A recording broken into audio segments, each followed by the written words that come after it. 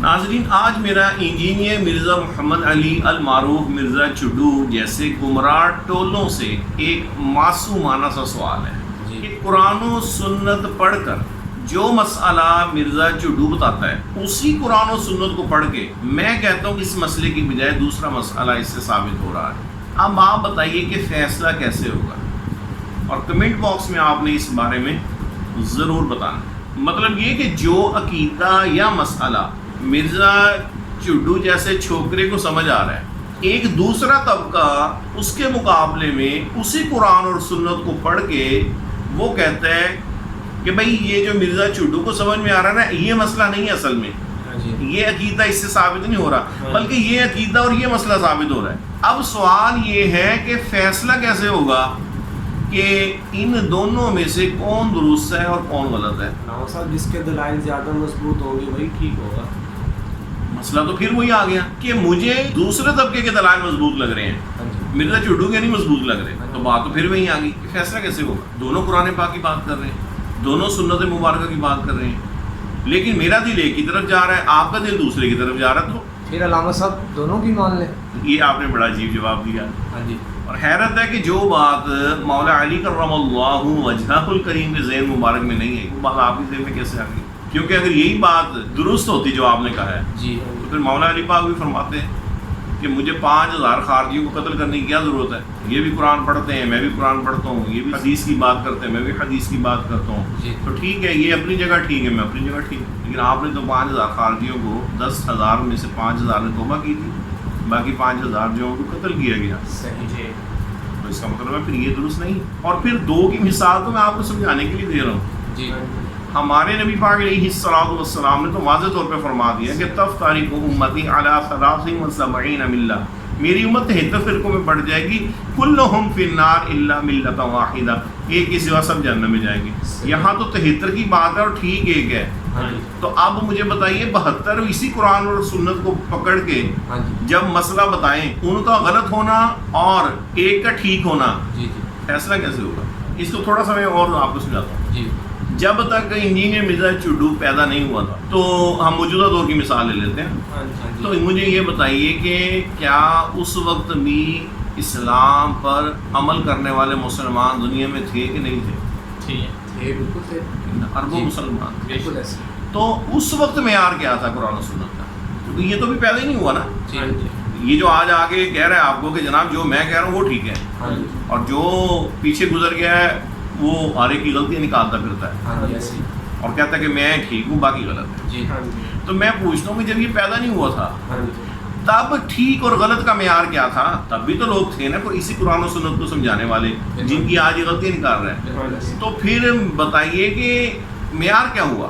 یہ ایک چھوٹا سا سوال ہے۔ اور ویسے بھی فرض کریں 10-20 سال بعد ایک اور چڈو آ جائے، وہ کہ انجینئر بھی غلط ہے، یعنی ہماری بات چھوڑ دیں، وہ ایک اور آ جاتا ہے، وہ بھی یوں ہی پوری دکان سے جا کے بیٹھ جاتا ہے اور وہ کہتا ہے جناب یہ غلط ہے، میں ٹھیک ہوں۔ اب کیسے فیصلہ کریں گے؟ وہ بھی قرآن و سنت کی بات کر رہے ہیں، یہ بھی قرآن و سنت کی بات کر رہے ہیں، ہم بھی قرآن و سنت کی بات کر رہے ہیں، جو پیچھے گزر گئے انہوں نے بھی قرآن و سنت کی بات کی، فیصلہ کیسے ہوگا؟ علامہ صاحب بات تو آپ کی درست ہے، لیکن پھر یہ فیصلہ کیسے ہوگا؟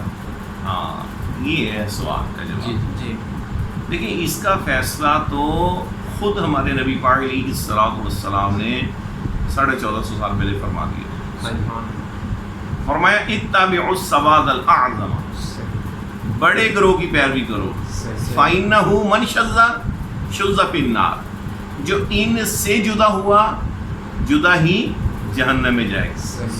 اب آپ پوری دنیا کو اس وقت چیک کر لیں، نیٹ کا دور ہے، کوئی مشکل نہیں ہے کہ اس وقت پوری دنیا میں میجورٹی کس طبقے کی ہے، تو آپ کو ایک ہی جواب آئے گا، اہل سنت والجماعت یا رسول اللہ کہنے والے۔ اور سرکار علیہ الصلوۃ والسلام جانتے تھے کہ ایسا ہوگا، میرے بعد رنگ رنگ کے لوگ قرآن و سنت کے نام پہ لوگوں کو گمراہ کرنے کی کوشش کریں گے۔ سرکار نے ایسا معیار عطا فرمایا، 10 سال کا بچہ بھی اگر اس بات کو سمجھ جائے تو وہ بھی اس فیصلہ کر سکتا ہے۔ فرمایا لن تجتمع امتی علی ضلالہ، میری امت گمراہی پر اکٹھی نہیں ہو سکتی، یعنی میجورٹی میری امت کی جو ہے یہ نہیں ہو سکتا کہ وہ غلط نظریے پہ ہو. 100 میں سے میجورٹی کتنی پرسنٹ ہوگی؟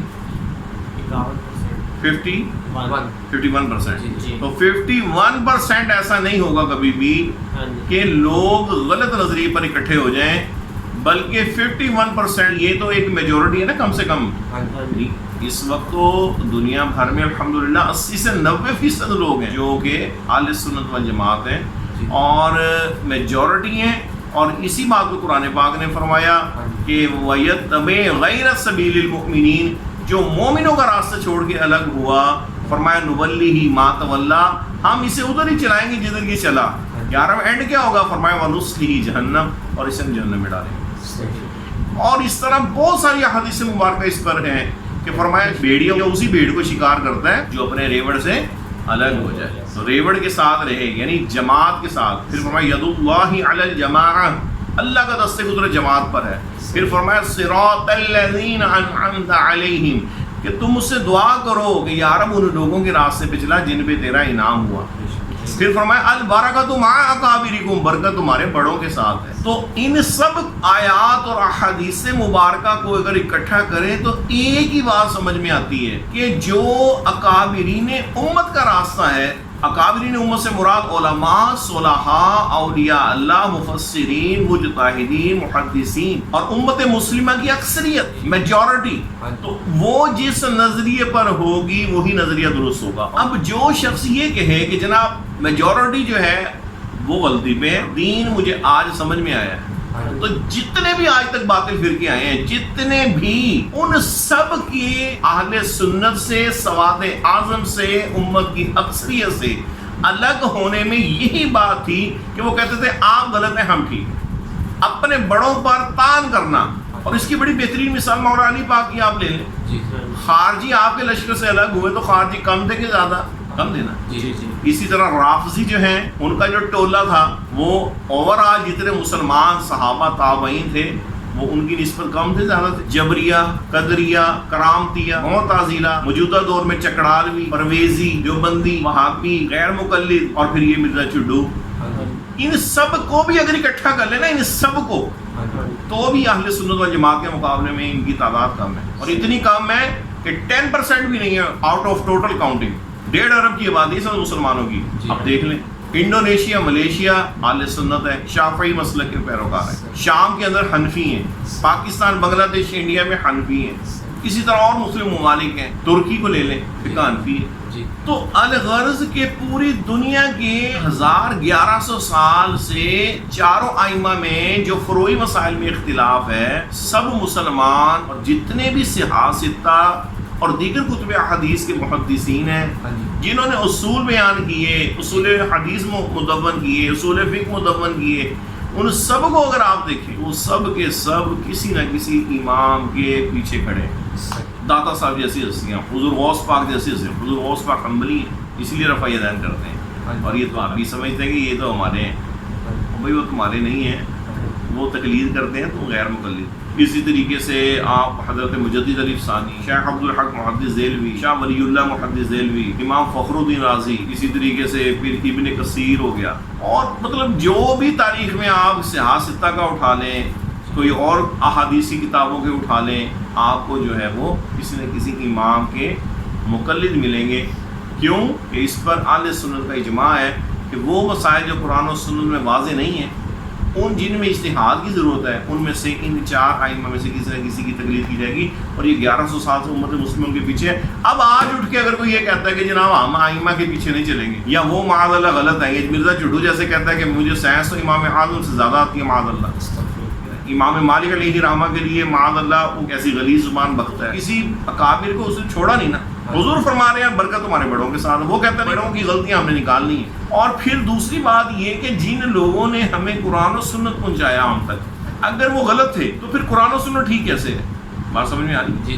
بھائی قرآن اور سنت جو ہے ہم کہتے ہیں کہ یہ وہی قرآن ہے جو اللہ کے رسول پاک میں نازل ہوا، ہم نے تو نہیں نازل ہوتے دیکھا. اور یہ وہی حدیث مبارکہ ہے جو اللہ کے رسول پاک نے فرمائی، تو ہم نے تو نہیں دیکھی. حضور کو بیان کرتے نہیں سنا، امام بخاری کو ہم نے لکھتے نہیں دیکھا. اگر آج کوئی شک یہ کر رہے اور پرویزی کرتے ہیں شک، وہ کہتے ہیں یہ حدیث میں ہے ہی نہیں، کیا جواب دیں گے؟ امام بخاری کے بارے میں جو کہہ دیتے ہیں جی بخاری شریف، اور بھائی کیا ثبوت آپ کے پاس امام بخاری کی ہے یہ؟ تو سوائے آپ کو اس کے اور کوئی جواب نہیں ہوگا کہ جناب پوری امت مسلمہ کی اکثریت وہ یہی کہتی ہے کہ یہ امام بخاری کی، تو جب اتنی گواہیاں موجود ہیں تو پھر ہم کیوں نہ مانیں؟ تو میں نے کہا پھر یہی گواہیاں ساری جب دین کے دیگر مسائل ہوتے ہیں وہاں کیوں نہیں مانتے؟ قرآن پاک پہ گواہی امت کی مان رہے ہیں آپ، سنت رسول پاک پہ آپ گواہی مان رہے ہیں، لیکن جب اس کی تشریح کی باری آتی ہے تو پھر ایک چڈور کھڑا ہو کے کہتا ہے کہ نہیں اے تو میں جو کہوں گا وہ ٹھیک ہوئے گا جناب، میں تو منتا ہی کوئی نہیں۔ تو سر جب وہ لوگ قابل اعتبار ہیں ہی نہیں، وہ ہیں ہی غلط معاذ اللہ بقول ان لوگوں کے غیر مقلد وہابیوں کے اور یہ مرزا چڈو جیسے وہابی کے، تو پھر مجھے بتائیں کہ آپ کے پاس قرآن و سنت کے درست ہونے کا معیار کیا ہے؟ پھر تو کچھ نہیں بچتا، کچھ بھی نہیں بچتا۔ یہی میرا ایک سوال ہے، گمراہی حق اور باطل کا فرق کیسے پتہ چلے؟ اور یہ بھی یاد رہے کہ سارے ٹھیک نہیں، حضور نے 72 جن بھی فرمائے نا، ہاں جی، تو اب یہ کوئی نہیں کہہ سکتا کہ جناب وہ سارے ٹھیک ہیں، یہ بھی ہمارے شوشہ چھیڑا جاتا ہے نا، سارے ٹھیک ہیں جی، سارے کلمہ پڑھ دینا جی، تو اس پہ تو میں اور بھی کلام کر سکتا ہوں، لیکن بس یہ ایک سوال ہے، تو اس کے علاوہ اور کوئی جواب نہیں ہے، یہ چیلنج ہے مرزا چڈو یا ہر طرح کے گمراہ ٹولوں کے لیے کہ تم جن مسائل میں اختلاف کرتے ہو اور اہل سنت کا اجماع ہے ان مسائل پہ، تو مجھے صرف یہ بتا دو کہ اگر وہ غلط ہیں تو پھر تم ٹھیک کیسے ہو؟ کیونکہ اگر کروڑوں اربوں مسلمان 14 صدیوں کے غلط ہیں اور آج ہمیں پتہ لگا کہ دین تو آپ سے لینا تھا ہم نے، اور یہی سوچ محمد بن عبد الوہاب نجدی کی تھی جو اس نے 3 لاکھ مسلمانوں کو شہید کیا، یہی کہہ کے کہ تم شرک کرتے ہو، ان کی عورتوں کو لونڈیاں بنا لو، ان کا مال لوٹ لو، یہ تو مشرکین ہے، اور ان کے فطروں کی خبر حدیث مبارکہ میں وہ ایک الگ پھر ہسٹری ہے۔ تو گمراہی جب بھی شروع ہوئی اسی طرح سے ہوئی۔